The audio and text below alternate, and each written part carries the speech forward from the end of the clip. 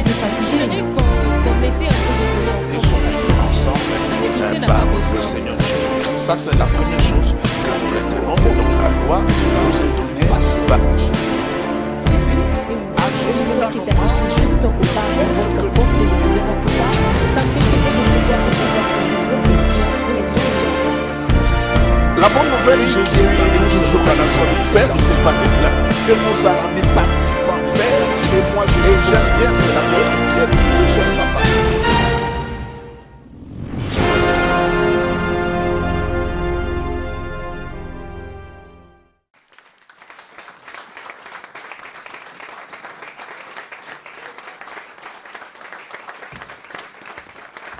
Quel bonheur de se retrouver encore une fois de plus dans notre émission QRG, questions-réponses sur la grâce. Mais mes bien-aimés, aujourd'hui, nous aurons quelque chose d'inhabituel. Nous n'aurons pas que de questions et de réponses parce que nous sommes presque au soir de la première saison de QRG, parce que QRG fonctionne avec des saisons. Donc, au soir de la première saison de QRG, nous allons essayer de faire un récapitulatif de tout ce que nous avons parlé autour de la grâce, la loi, les alliances.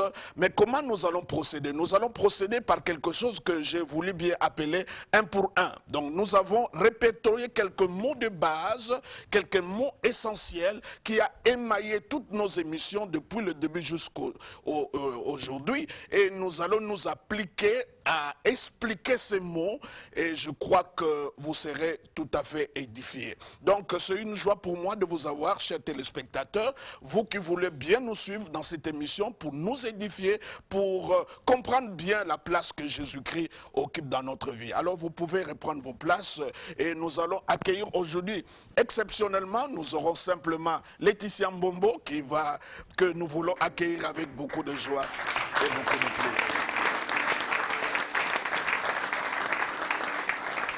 Mais que Dieu te bénisse. Merci.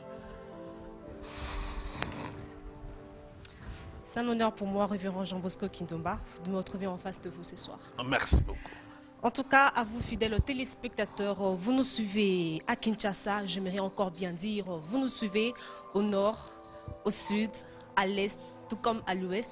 Bienvenue dans Questions et Réponses sur la grâce, votre magazine, le magazine qui vous convient et vous permet d'en savoir plus en ce qui concerne le message de la grâce, ses enseignements et ses avantages. En tout cas, je le précise puisque le pasteur l'a si bien dit, aujourd'hui, nous sommes pratiquement arrivés au soir de la toute première saison de Questions et Réponses sur la grâce, ce qui fait donc objet aujourd'hui de pouvoir faire un top chrono au révérend Jean Bosco Kindomba en lui posant juste un mot. En tout cas, au travers de ces mots, il va devoir nous révéler ce qui cache bien plus les mots posés ou encore déjà préparés, tout comme qui peuvent parvenir de vous en nous appelant, tout comme en nous écrivant sur nos adresses affichées juste au bas de votre poste téléviseur. Je reviens à vous, c'est un honneur de vous avoir une fois de plus, pasteur. Merci. Je l'ai bien dit, un mot aujourd'hui, c'est top chrono. On y va, pasteur. De toute façon, c'est d'une façon si simple, rapide. Grâce, pasteur.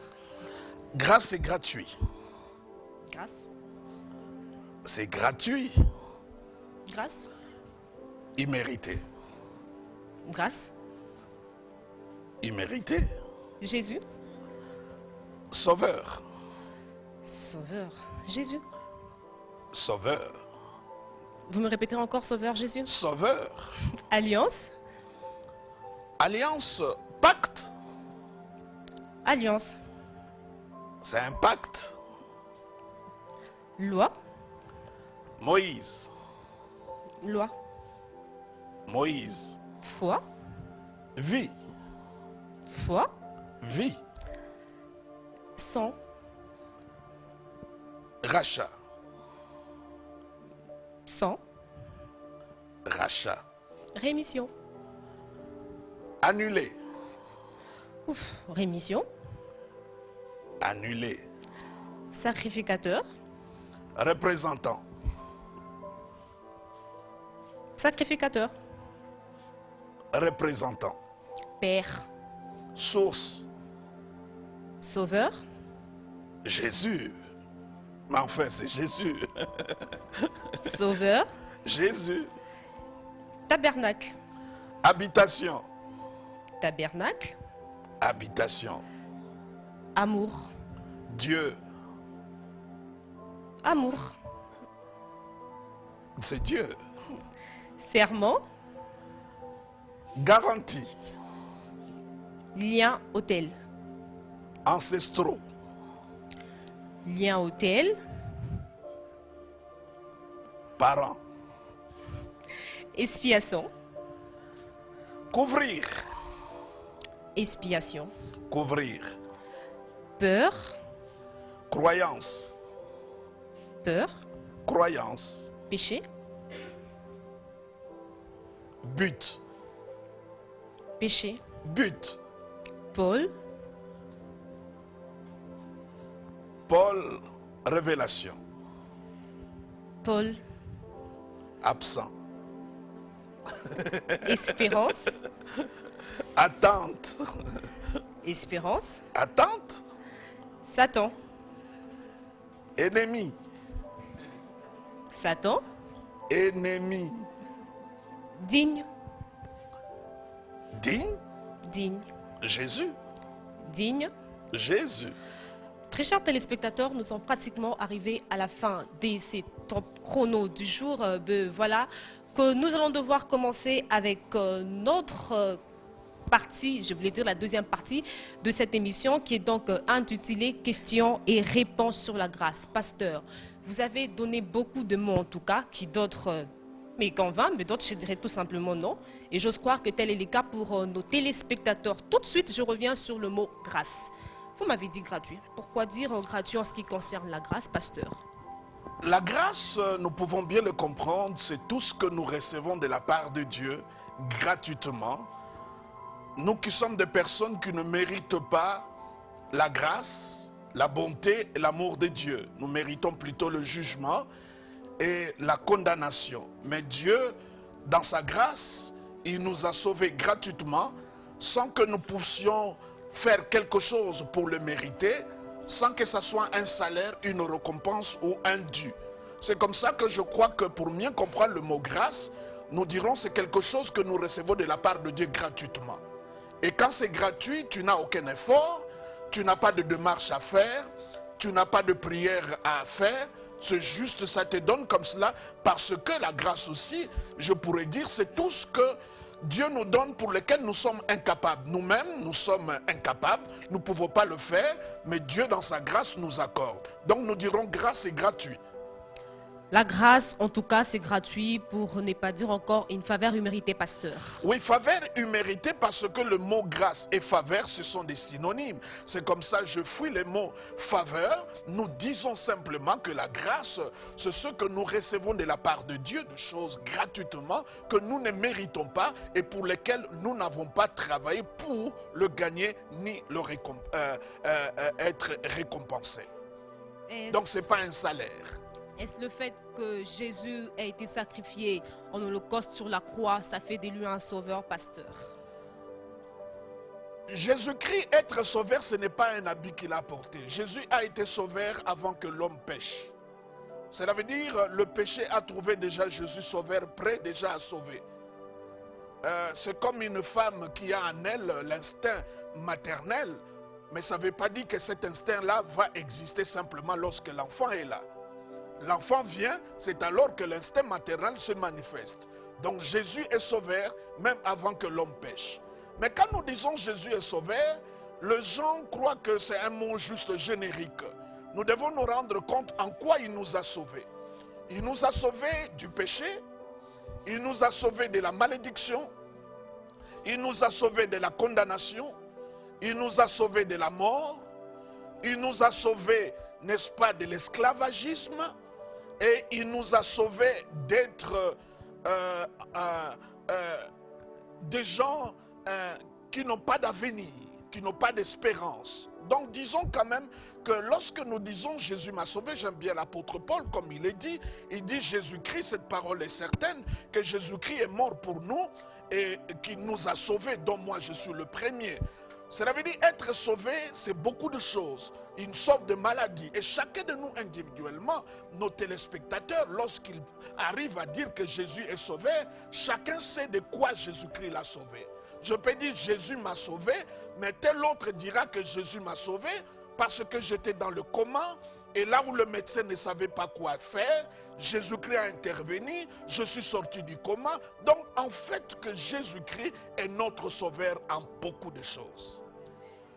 Je posais, pasteur, justement ces mots pour savoir c'était quoi la foi.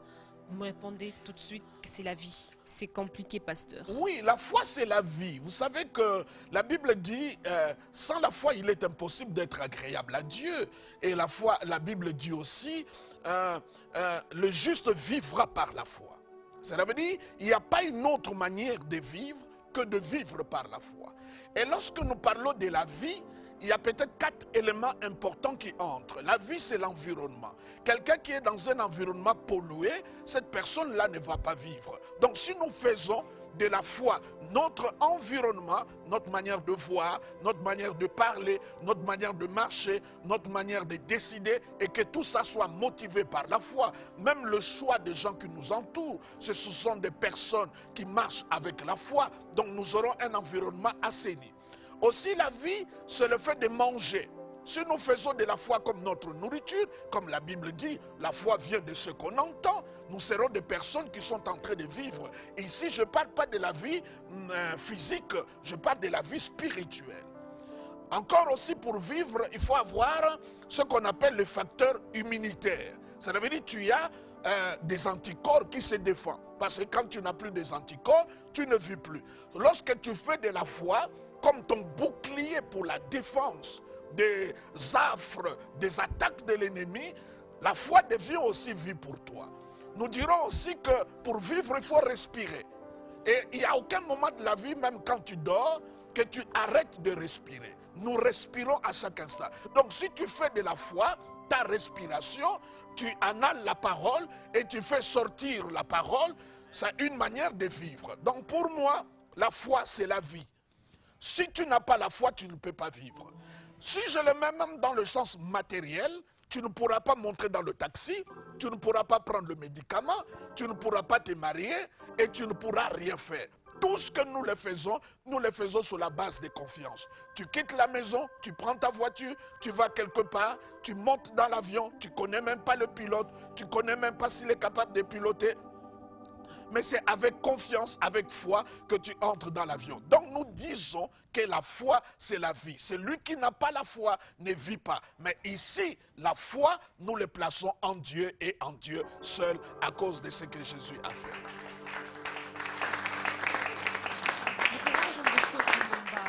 Pourquoi les gens ont toujours tendance à relier la loi à Moïse?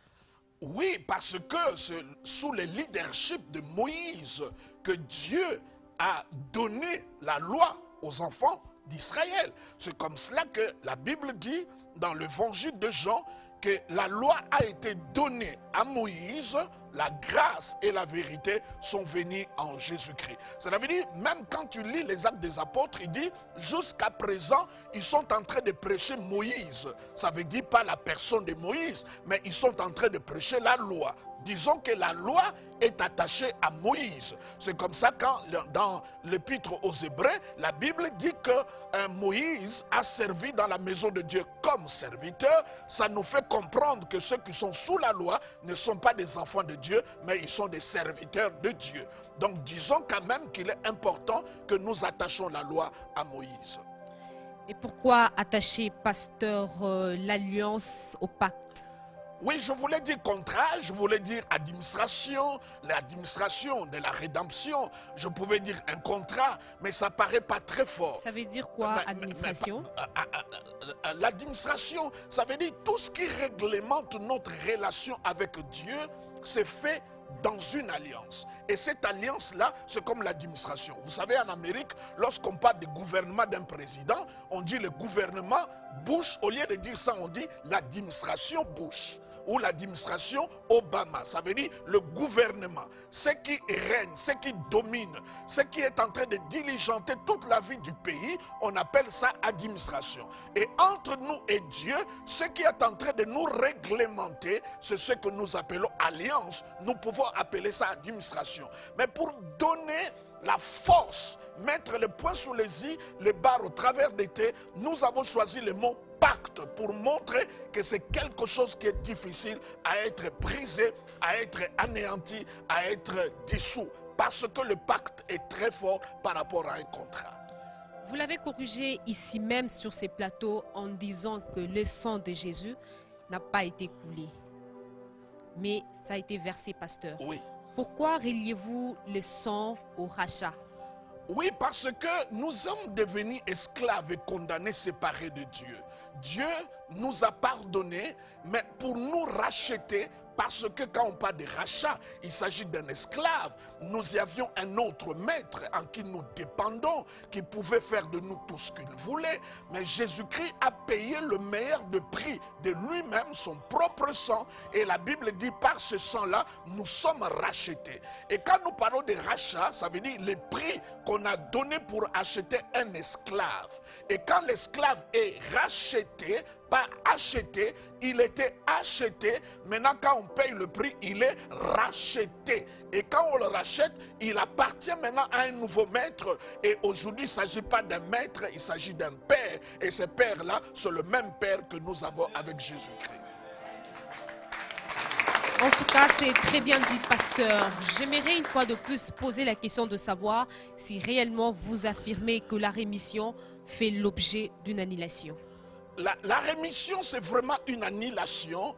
Je voulais même aller très fort dire c'est l'inexistence.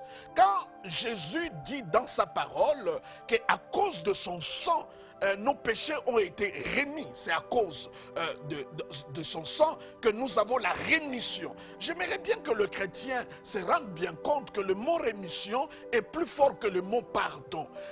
Et la rémission, c'est lorsque nous venons à Jésus-Christ et dès que tu donnes ta vie à Christ, à Jésus, et que Jésus verse son sang pour toi comme il a fait, et toi tu l'acceptes, qu'est-ce qui se passe? La Bible dit, tu deviens une nouvelle créature. Donc tout ce que tu as fait comme péché, quel que soit le péché, le Seigneur le fasse complètement inannule. Et c'est comme depuis que tu es né, tu n'as jamais péché. C'est ce que veut dire la rémission. Ça veut dire, Dieu te change de nature. Tu n'as plus la nature que tu avais, tu as une nouvelle nature. C'est comme ça la Bible dit, si quelqu'un est en Christ, qu'est-ce qu'il est? Il est une nouvelle créature. Les choses anciennes, sans exception, on ne dit pas quelque chose ancien, on dit les choses anciennes sont passées, voici, toutes choses sont devenues nouvelles. Donc la rémission, ça veut dire tu n'as jamais péché, tu n'as jamais commis de faute. Dieu considère c'est annulé, c'est caduc, il n'y a plus rien. Tu es clean, tu es net, tu es propre, tu es saint, il n'y a plus rien. Et ces avantages, pasteur, on le retrouve que dans le message de la grâce. Vous êtes d'accord avec moi? Pardon? Ces avantages, nous pouvons que le retrouver dans le message de la grâce. Ah oui, parce que tu n'as aucune démarche à faire, tu n'as aucun sacrifice à payer, tu n'as rien à donner. C'est comme ça la Bible dit, Dieu ne nous a pas rachetés par l'or ni l'argent. Cela veut dire sur la table de la négociation, on a mis tout l'or du monde, ça ne pouvait pas nous racheter. On a mis toutes les matières précieuses, ça ne pouvait pas nous racheter. On a mis les anges, ça ne pouvait pas nous racheter. On a mis tous les sangs de bouc, ça ne pouvait pas nous racheter. Parce que pour acheter quelque chose, il faut regarder le prix dans le marché. Et l'homme, comme il a été créé à l'image de Dieu, on a mis ça sous la balance, on a compris, pour quelqu'un qui est à l'image de Dieu, ce qui peut le racheter pourra être seulement ce qui est à l'image de Dieu. Et Jésus-Christ est l'image de Dieu qui a versé son sang, et par son sang, nous avions été rachetés. Et nous pouvons en avoir que par la grâce. J'ai dit c'est juste par la grâce. Merci de le confirmer, sinon révérend Jean Bosco Kindomba. Lui, c'est un téléspectateur vraiment. Il dit que je suis téléspectateur amoureux de questions et réponses sur la grâce. Il s'appelle Pascal Chembo. Il nous suit depuis les États-Unis d'Amérique, plus précisément à Charlotte. Il suit l'émission Pasteur. Il aimerait savoir pourquoi faire une flèche d'aller, une flèche de retour entre le Père qui vous dit que c'est une source. Oui, je dis que le Père, c'est une source. Le mot Père, ça veut dire source. Ce n'est pas géniteur, c'est source. Donc quand je dis Dieu est mon Père, c'est comme ça vous allez voir que parmi les plus grandes révélations que Jésus nous apporte dans la Nouvelle Alliance, qui n'a jamais été vécue dans l'Ancienne Alliance, que nous puissions appeler Dieu Père. Vous voyez même dans le mandat qui a été donné au Saint-Esprit, je voulais dire, dans la mission qui a été donnée au Saint-Esprit, il crie dans nos cœurs Abba Père, veut dire le Père pour lequel vous appartenez. Donc le Saint-Esprit vient même nous convaincre, quel que soit ce qui nous arrive, nous sommes enfants de Dieu. Vous le voyez dans la parabole de l'enfant prodigue. À cause de tout ce qu'il a vécu, le garçon a décidé qu'il ne soit plus considéré comme le fils de son père, mais qu'il soit légué au rang d'un serviteur. Quand il arrive, il parle ainsi à son père ne le suit pas. Pourquoi? Parce que si tu as déjà été enfant de Dieu, tu ne pourras pas être autre chose dans la maison de Dieu. Parce que la place des serviteurs est occupée par les gens de l'ancienne alliance et sont occupés par les anges. Alors le fait que toi tu es enfant, tu l'es pour toujours. Personne ne pourra me dire, parce que son enfant s'est cassé la jambe, qu'il n'est plus son enfant. Il est toujours son enfant, quoique la jambe est cachée. Personne ne me dira, parce que on a amputé le bras, que tu deviens un animal. Tu es toujours un être humain. Tu es toujours l'enfant de ton père. Quel que soit ce qui t'arrive, tu n'as pas changé de statut. Tu restes enfant de Dieu et on est enfant de Dieu pour toujours. Je ne vous arrache pas la parole, pasteur, mais justement, que faire pour devenir enfant de Dieu et pour avoir des héritages qui est donc de la source? Il faut naître de Dieu et on peut naître de Dieu par Jésus-Christ simplement. Lorsque tu acceptes la parole de Dieu qui est la sémence incorruptible de Dieu, tu acceptes le message de la grâce, de l'amour de Dieu, tu acceptes Jésus-Christ à cause de ce qu'il a fait, juste en confessant de ta bouche, en croyant dans ton cœur, automatiquement tu deviens enfant de Dieu. C'est comme ça que j'aime bien le christianisme. Les choses sont beaucoup plus faciles. Nous n'allons pas vers Dieu, c'est Dieu qui est descendu vers nous. Le fait simplement de le croire et de le confesser, automatiquement tu deviens enfant de Dieu. Vous savez, lorsque mes enfants sont nés dans ma maison, tout ce qui est dans ma maison les appartient. Le fait que tu es né de Dieu, tout ce qui est de Dieu t'appartient aussi parce que tu es son enfant. Sacrificateur fait objet, vous l'avez dit, pasteur, d'un représentant. Dites-nous et éclairez les téléspectateurs. Oui, sacrificateur, c'est un mot que nous avons beaucoup parlé, surtout vers notre dernière émission par rapport aux alliances. C'est notre représentant. La différence entre le sacrificateur et le prophète, c'est celui qui vient de Dieu vers le peuple. Mais quand tu lis les épîtres aux Hébreux, on montre que le sacrificateur a été choisi au milieu du peuple pour aller représenter le peuple. Donc Jésus-Christ, c'est mon représentant. C'est comme ça, vous voyez, le sacrificateur de l'ancienne alliance, quand il allait, n'est-ce pas, dans la présence de Dieu, il portait sur sa poitrine le pectoral sur lequel il y avait le nom de tous les enfants d'Israël. Et nous aussi, quand Jésus va auprès de son Père, il ne va pas en son propre nom, il va à notre nom. Et quand Dieu regarde Jésus, il te voit toi au travers de Jésus-Christ. Et là à quel endroit le sacrificateur portait le nom des enfants d'Israël? C'est dans son cœur. Tu occupes le cœur de Dieu. Tu occupes là où le cœur de Jésus-Christ se trouve. Tu es l'objet de l'amour et de l'attention de Dieu. C'est comme ça la Bible dit, rien ne peut nous séparer de l'amour de Dieu qui a été manifesté en Jésus-Christ. Je serais d'accord avec vous, pasteur, que vous me dites qu'un testament, c'est peut-être une lettre rédigée à son père, à un père pour les enfants, que de me dire c'est un héritage. Ah oui, à quoi servira un testament où il n'y a pas d'héritage? Ça sera une lettre quelconque. Je serais d'accord avec vous que vous me dites que c'est une lettre.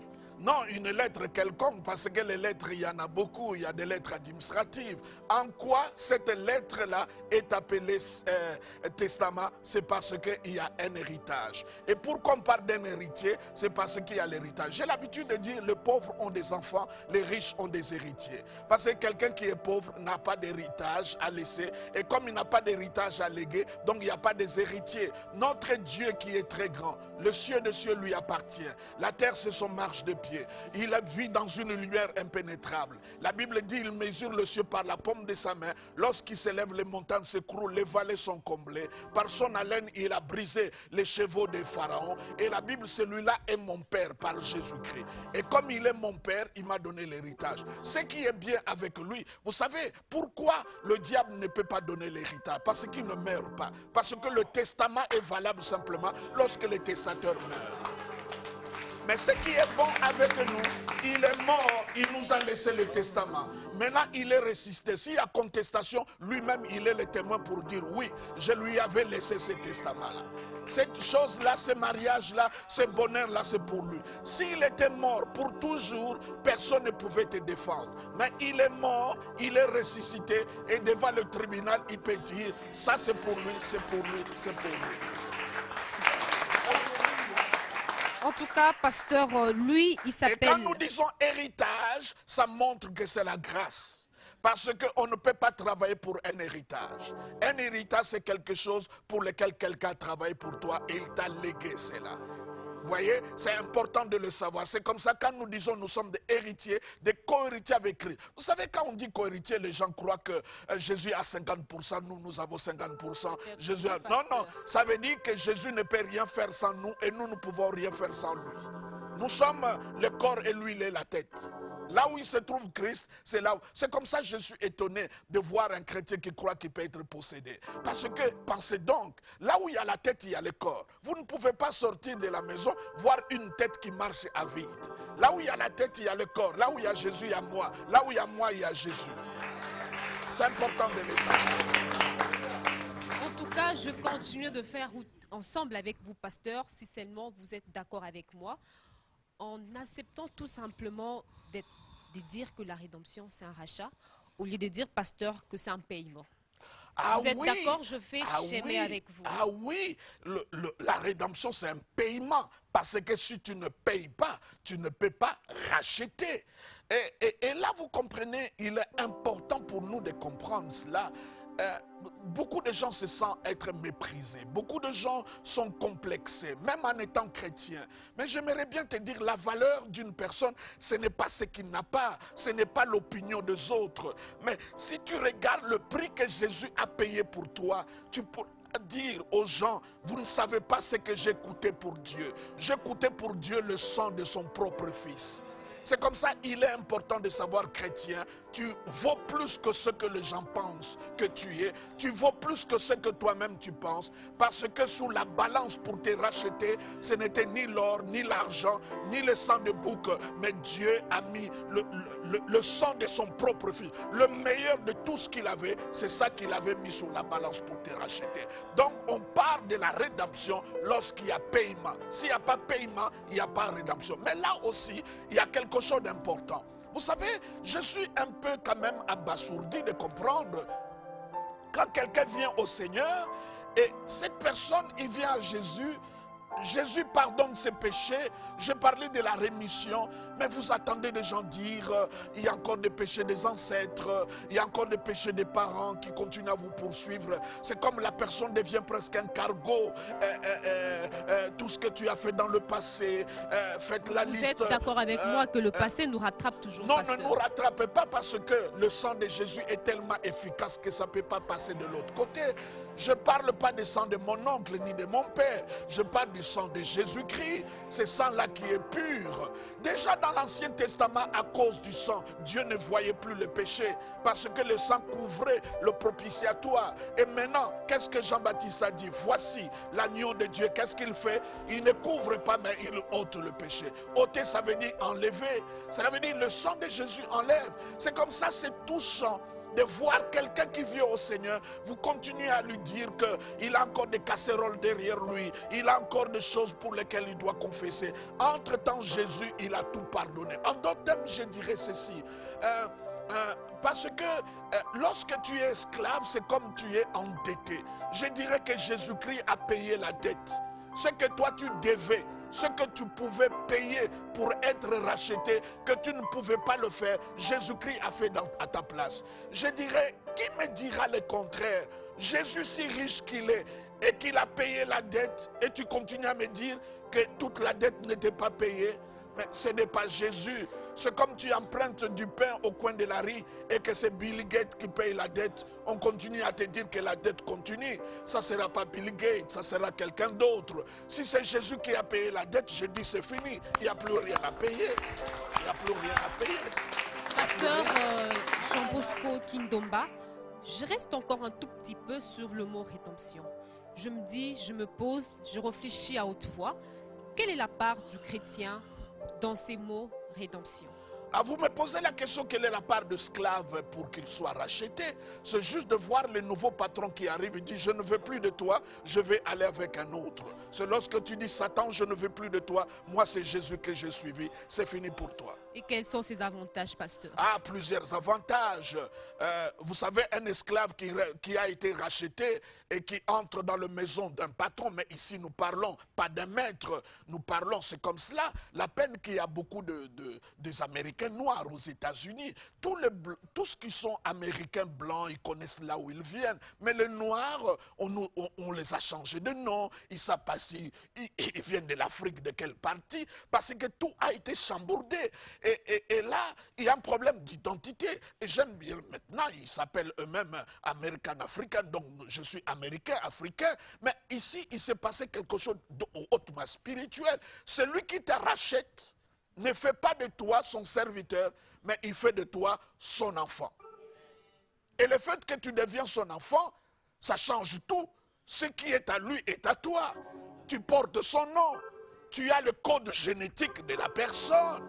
Tu deviens son enfant.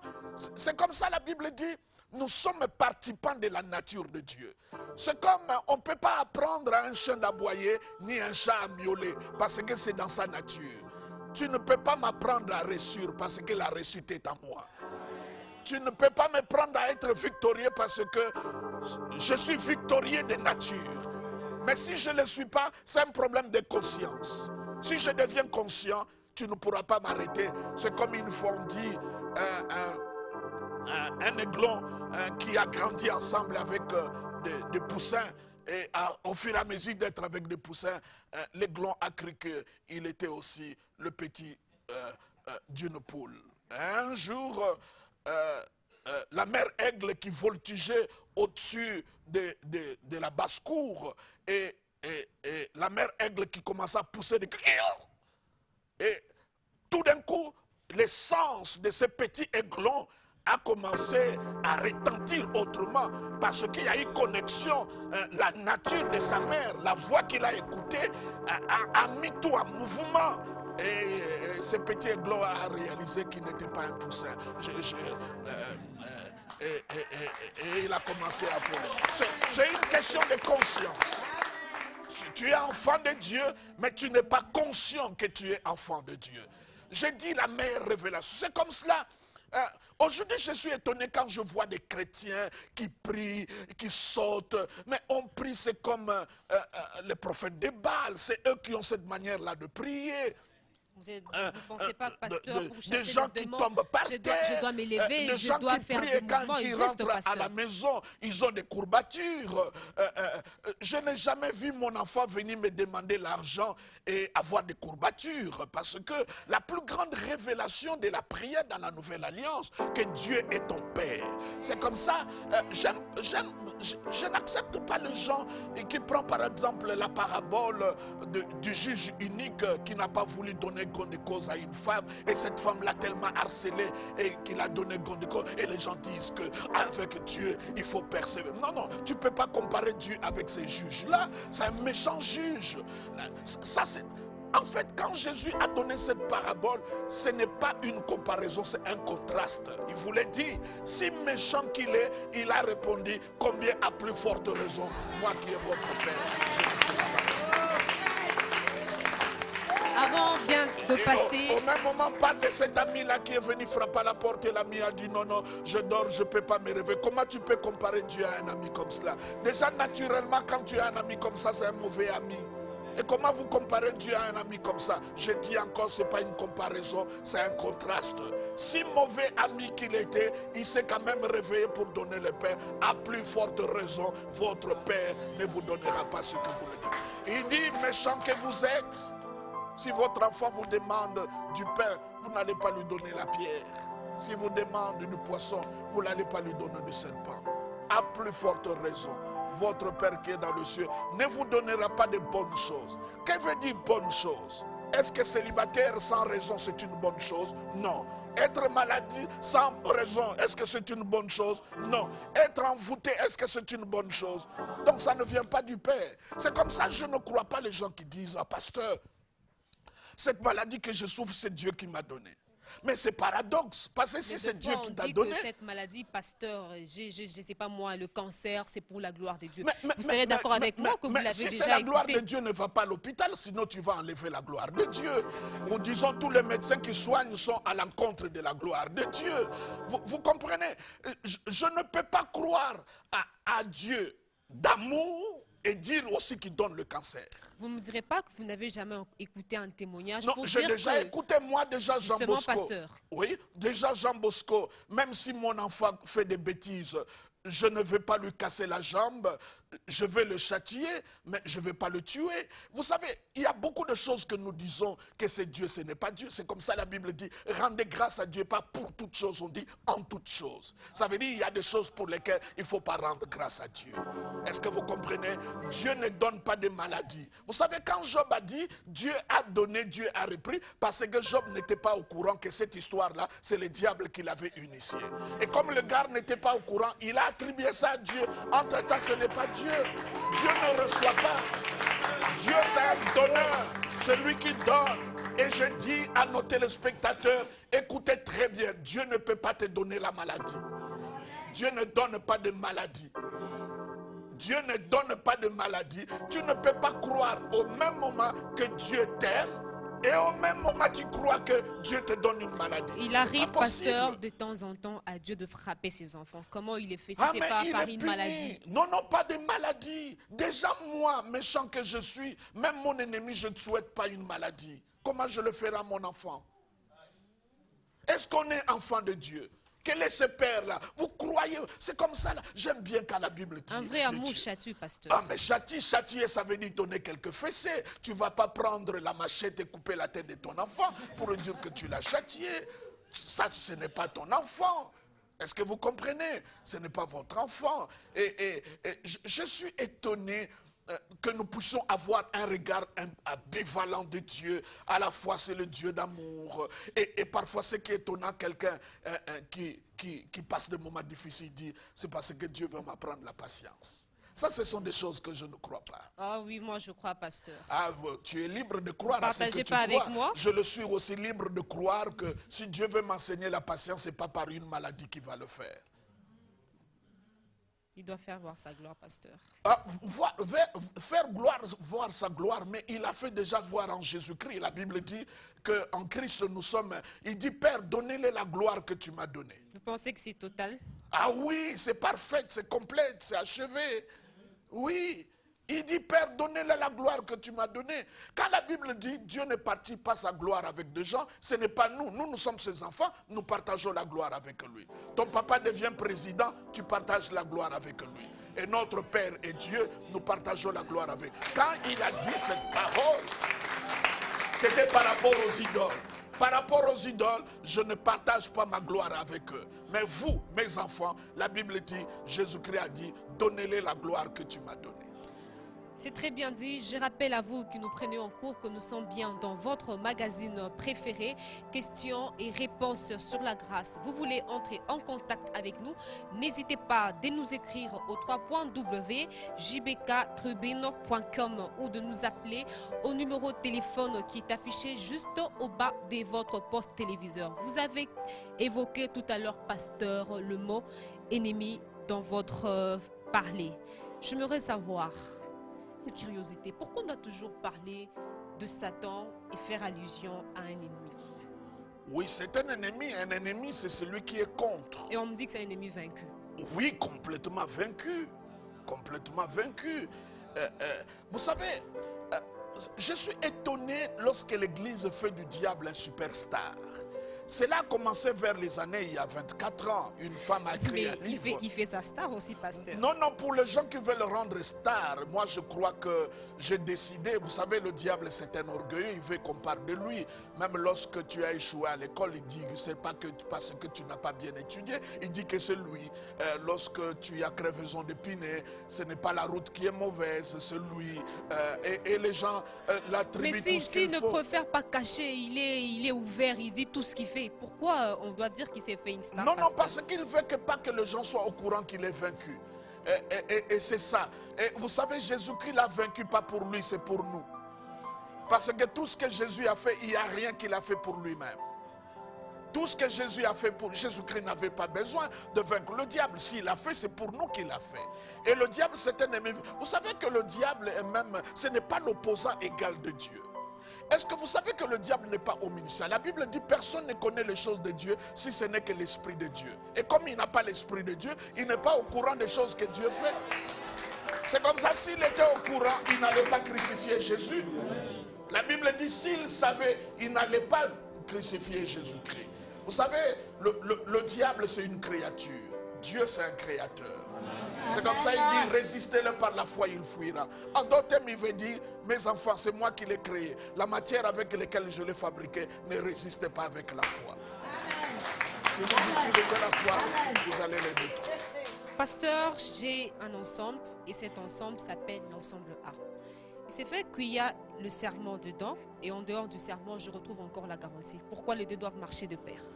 Oui, parce que le serment, c'est une promesse. Mais la promesse seule est conditionnelle. Mais le serment vient donner la garantie pour dire c'est quelque chose d'insoluble. C'est quelque chose d'immuable. C'est quelque chose qui ne peut pas changer. Ça veut dire quand Dieu a voulu faire alliance avec nous comme il a fait avec Abraham, la Bible dit avec Moïse, les souverains sacrificateurs l'étaient sans serment. Cela veut dire que c'était quelque chose qui n'était pas tout à fait stable et fixe parce que chaque année, on devait changer de souverain sacrificateur et des sacrifices aussi. C'était presque un abattoir. Mais quand Jésus-Christ est venu, c'est avec serment. Ça veut dire c'est une garantie. Je ne peux plus revenir. C'est un sceau. Donc, ce que je dis, je ne peux plus le dédire. Ce que je proclamais ou j'ai annoncé. Est-ce que je peux vous choquer un peu? C'est comme si Dieu veut mentir, même la parole dans sa bouche devient la vérité. Donc c'est à cause de l'alliance, à cause du serment. Donc c'est comme vous avez une robe noire et Dieu dit c'est blanc. Aussitôt qu'il dit c'est blanc, ta robe devient blanche. Mais c'était noir. Donc ça prend la forme de la parole qui sort. Et Dieu ne trouva pas un nom qui est au-dessus de lui. Il a juré par son propre nom pour dire, vous êtes mes enfants pour toujours. Vous êtes sauvés, c'est pour toujours. C'est quelque chose d'éternel et de perpétuel. C'est comme ça, c'est une garantie. Vous savez, aujourd'hui, quand je prêche le message de la grâce, beaucoup de gens sont mal à l'aise. Vous savez la raison pour laquelle? Parce que mon message donne un peu de la garantie aux enfants de Dieu. Vous êtes dans quelque chose de stable. Et quand je parle de l'alliance, je parle de quelque chose qu'on ne peut pas défaire à sa guise. On ne peut pas le défaire parce que on est congolais, on est gabonais, on est centrafricain, on est français ou américain. Ça ne souffre pas de culture, ça ne souffre pas de circonstances, ça ne souffre pas de temps. C'est comme ça que je suis parfois étonné des chrétiens qui disent « Ah non, ce n'était pas mon temps, ce n'était pas le lieu de ma bénédiction. » C'est faux. Quand quelqu'un est maudit à Kinshasa, il va en Europe, la malédiction va le suivre. Si la malédiction n'a pas besoin de lieu ni du temps, je crois que l'alliance aussi n'a pas besoin de lieu ni du temps. Partout où tu te trouves, Dieu te bénira et ta bénédiction va t'accompagner. Parce que personne ne peut s'engager dans un contrat, dans un pacte, dans une alliance s'il n'y a pas des avantages. On s'y engage dans un contrat, dans une alliance, dans un pacte, parce qu'on a trouvé des avantages. Et nous avons trouvé les avantages. Par rapport à toutes les autres religions, par rapport à la magie, au fétiche, au paganisme, je pourrais dire même au judaïsme, nous avons trouvé quelque chose de meilleur, c'est donner notre vie à Jésus-Christ. Pasteur Jean Bosco Kindumba, lui, c'est M. Pierre Mwanda, qui nous suit depuis sa régie. Alors, il vous a entendu parler quand j'ai posé la question de savoir les liens et les hôtels. Et là, vous nous dites que c'est ancestraux, soit parental. Alors, il aimerait savoir, c'est le parent direct, soit ce sont nos grands-pères. Et qu'est-ce qui fait que les deux soient mis dans le même sac? Oui, quand on parle des liens, quand on parle des hôtels, ce que j'aimerais bien dire, c'est en fait, on est en train de parler du premier Adam. Parce que lorsque tu parles de ma tribu, de mon clan, de ma famille, ça n'a rien à voir avec Jésus-Christ ressuscité. Je dis souvent, Jésus-Christ incarné avait la généalogie, mais Jésus-Christ ressuscité n'a pas la généalogie. Alors celui que j'ai accepté, c'est celui qui est ressuscité. Alors, les liens, les hôtels sont parentaux ou ancestraux. Ça veut dire, ce que tes parents ont fait, te poursuit. Si c'était la pauvreté, et ça me choque aussi. Vous verrez quelqu'un qui est né dans une famille pauvre. Vous arrive de te choquer aussi? Beaucoup. Il y a des choses, c'est parce qu'on a mal interprété la Bible, ça c'est un. De deux, on n'a pas su que l'administration a changé, l'alliance a changé. Et quand on parle de liens et des hôtels, il n'y a aucun verset, aucune pensée dans la nouvelle alliance qui peut le justifier. C'est comme ça la plupart des gens qui prêchent les hôtels et les liens ne cherchent que des versets dans l'Ancien Testament, dans l'Ancienne Alliance. Je dirais à ces gens-là, l'administration a changé. C'est comme ça la Bible dit, le péché n'aura pas le pouvoir sur vous parce que vous n'êtes pas sous la loi, mais vous êtes sous la grâce. Et la Bible dit aussi, tout ce que la loi dit, il est dit pour ceux qui sont sous la loi. Nous ne sommes plus sous la loi. Donc, quand vous parlez des liens, quand vous parlez des hôtels, ça veut dire ce que tes parents ont fait continue à te poursuivre, même quand tu es devenu chrétien. C'est ça qui me choque. Vous verrez, il y a des gens nés dans une famille pauvre, il va voir un féticheur, et le féticheur ou le magicien lui demande, par exemple, le sang de son enfant, de sa femme, et il donne, la personne devient riche. Disons que le sang de son enfant, de sa femme, de son oncle, a la puissance de briser les liens de la pauvreté. Et quand il s'agit de Jésus, vous dites que cela n'est pas capable de briser les liens de la pauvreté. Quand quelqu'un accepte Jésus-Christ, c'est brisé automatiquement. Mais si vous me dites, j'ai écouté quelqu'un qui a dit, ah non, mais tu es chrétien, mais tu es en train de vendre l'eau. Je lui ai posé la question, est-ce que la régie des eaux, qu'est-ce qu'il vend? Est-ce que le fait de vendre l'eau, on est pauvre? C'est une question de quantité. Vous voyez, il faut bien réfléchir. Et les gens te culpabilisent. Les gens remettent en cause l'œuvre du Christ parce que tu n'es pas marié, tu n'es pas un travail. Est-ce que nous pouvons saper tout ce que Jésus a fait parce que Madame X et Monsieur Y ne sont pas mariés, n'ont pas de travail? Tout ce qu'il a fait. C'est comme ça que nous devons comprendre que nous avons changé d'administration, d'alliance. Nous sommes dans la nouvelle alliance. L'ancienne alliance est caduque, obsolète. Dieu ne tient plus compte de cela. Nous devons les comprendre et c'est clair. Nous sommes sous la grâce. Pasteur, on ne doit plus prêcher l'ancienne alliance. C'est que vous voulez me faire comprendre. Pardon? On ne doit plus prêcher l'ancienne alliance. Non, quand tu prends l'ancienne alliance, c'est l'ombre des choses à venir. Donc ce que Jésus a fait, c'est l'image. Quand tu prends l'ancienne alliance, c'est l'image, mais la réalité est dans la nouvelle alliance. Donc dès que tu es dans l'Ancien Testament, il ne faut pas chercher quelqu'un d'autre, il faut chercher Jésus. Jésus-Christ lui-même, lorsqu'il prêchait l'ancienne alliance, il parlait par rapport à lui-même. Il dit, enfin que l'écriture s'accomplisse. C'est par rapport à lui. Quand je lis l'ancienne alliance, je ne cherche pas autre chose, je cherche Jésus. Je le vois dans Moïse, je le vois dans Aaron, je le vois dans le bâton d'Aaron, je le vois dans l'arche de Noé, je le vois dans la manne qui est descendue, je le vois dans le tabernacle, je le vois dans le sang, je le vois dans le rideau du tabernacle, je le vois dans l'autel des holocaustes, je le vois partout ailleurs, je vois Jésus-Christ. Il est là-dedans. Il faut que nos yeux s'ouvrent et regardez Jésus. Ne lisez pas la Bible avec des lunettes culturelles. Lisons la Bible telle que cela est écrit. Ne prenons pas nos réflexions tribales et les enrober dans des versets bibliques. Cela n'est pas possible.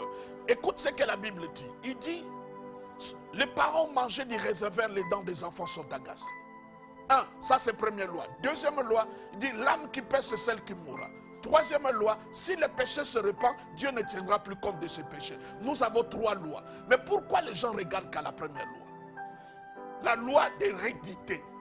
Et la Bible dit, on ne dira plus ces proverbes en Israël. Les parents ont mangé du réservoir, les dents des enfants sont agacées. L'âme qui pêche, c'est celle qui mourra.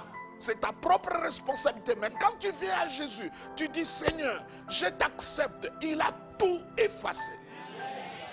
Si je t'amène aujourd'hui à l'école, là où tu as fait l'école primaire, et je te demande de restituer tout ce que le maître a écrit sur les tableaux, tu ne pourras pas le faire parce que le chiffon a tout effacé. Alors si le chiffon peut le faire, qu'est-ce que le sang de Jésus-Christ ne peut pas faire? Il a tout lavé. C'est vraiment très, très bien dit, pasteur. Nous sommes pratiquement arrivés à la fin de ce numéro du jour. Je rappelle à nos téléspectateurs que ce numéro de questions et réponses sur la grâce a été tout au début basé sur la rubrique 1 pour 1 auquel le révérend Jean Bosco Kindomba a eu à définir ou encore à nous donner de mots semblables à ceux-là que nous avons évoqués depuis le tout premier numéro de cette première saison. Nous sommes arrivés à la fin de ces magazines, pasteur. Un mot au peuple de Dieu qui vous suivent. J'aimerais bien dire que la grâce, ce n'est pas une doctrine. La grâce, ce n'est pas un fait de mode. La grâce, ce n'est pas un nouveau enseignement. La grâce n'est pas grâce lorsqu'il ne te pointe pas vers Jésus-Christ. Ce n'est pas quand on dit grâce, grâce, c'est la grâce. Non, non, la grâce, c'est lorsque cela t'indique vers Jésus, parce que c'est lui qui est la source de la grâce. La grâce, ce n'est pas la licence de vivre sa vie comme on veut. La Bible dit, la grâce de Dieu nous enseigne. Donc quand moi je te prêche la grâce, dès que la grâce entre en toi, la grâce elle-même commence à t'enseigner. Donc il est important de comprendre que nous avons commencé la vie chrétienne par la grâce, nous les continuons par la grâce et nous les terminons par la grâce. L'apôtre Paul démontre, il introduit toutes ses épîtres, les épîtres de l'Église par la grâce, il les conclut par la grâce. Allez lire Malachie, Malachie conclut avec un jugement, mais Apocalypse qui est la nouvelle alliance conclut par la grâce. Donc je dirais que la grâce, c'est la grâce.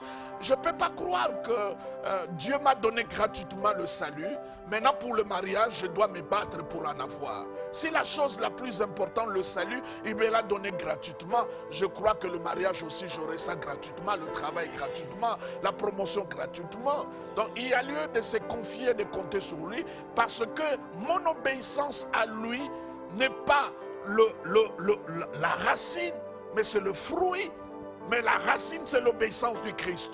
Donc si ce que j'ai en Dieu, ce n'est pas à cause de ce que moi je fais, c'est à cause de ce que Jésus a fait pour moi. Et si je m'appuie sur lui, il m'impute tout ce que lui il a fait. La Bible dit, Jésus-Christ s'est fait pécheur. Pas pécheur, péché. Lui qui n'a jamais péché. Alors je dirais, Jésus-Christ s'est fait pécher. Non, parce qu'il a péché. Mais il n'a pas péché, il est péché. Mais moi je suis juste pas parce que je suis juste. C'est parce qu'il m'a donné sa justice. Très bien dit, pasteur. Nous arrivons pratiquement à la fin de ces magazines du jour. Une toute dernière question. C'est quoi votre jour préféré, pasteur? Mon jour préféré, c'est lundi, mardi, mercredi, jeudi, vendredi, samedi, dimanche. Le jour où Jésus sera absent, ça sera le jour que je vais plus préférer. C'est comme moi, si je vais au ciel, je pose la question que Jésus n'est pas là, je sors du ciel. Donc moi c'est Jésus, Jésus le matin, Jésus à midi, Jésus le soir. Jésus quand je parle, Jésus quand je marche, Jésus quand je mange. C'est Jésus, c'est Jésus. Il Merci. est alpha et oméga dans ce qu'il dit. Il est le premier et le dernier dans ce qu'il est. Il est le commencement et la fin dans ce qu'il fait. Très bien dit. Merci d'avoir accepté notre invitation et merci pour ce grand moment d'échange et de partage. Merci. Merci à vous qui avez pris part avec nous pour ce grand numéro de questions et réponses sur la grâce ici même sur ces plateaux. Merci à vous qui avez porté votre choix dans questions et réponses sur la grâce, fidèles aux téléspectateurs. Retrouvez-nous la semaine prochaine au tout prochain numéro sur la même chaîne. D'ici là, portez-vous bien chez vous et bonne suite de programme.